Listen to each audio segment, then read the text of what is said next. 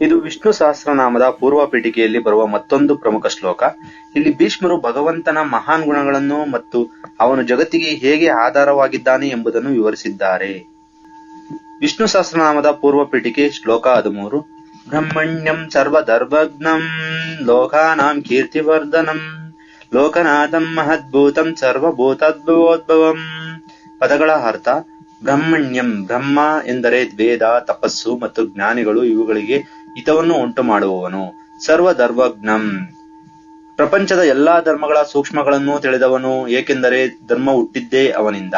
ಲೋಕಾನಾಂ ಕೀರ್ತಿವರ್ಧನಂ, ಲೋಕದ ಕೀರ್ತಿಯನ್ನು ಅಥವಾ ತನ್ನ ಭಕ್ತರ ಕೀರ್ತಿಯನ್ನು ಬೆಳೆಸುವವನು. ಲೋಕನಾಥಂ, ಸಮಸ್ತ ಲೋಕಗಳಿಗೂ ಒಡೆಯ. ಮಹದ್ಭೂತಂ, ಎಲ್ಲೆಡೆ ತುಂಬಿರುವ ಮಹಾನ್ ಸ್ವರೂಪಿ. ಸರ್ವಭೂತೋದ್ಭವಂ, ಸರ್ವಭೂತ ಎಲ್ಲಾ ಜೀವಿಗಳ ಭವ ಇರುವಿಕೆ. ಉದ್ಭವಂ, ಹುಟ್ಟು, ಸೃಷ್ಟಿ ಅಂದರೆ ಎಲ್ಲಾ ಜೀವಿಗಳ ಹುಟ್ಟು ಮತ್ತು ಬದುಕಿಗೆ ಮೂಲ ಕಾರಣಕರ್ತ.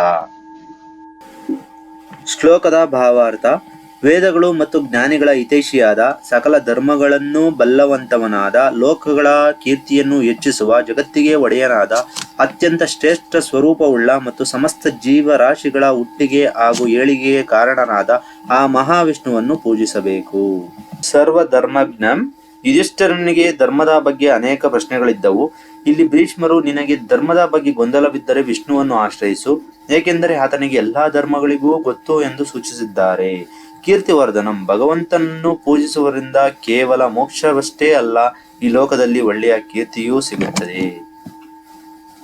ಧನ್ಯವಾದಗಳು.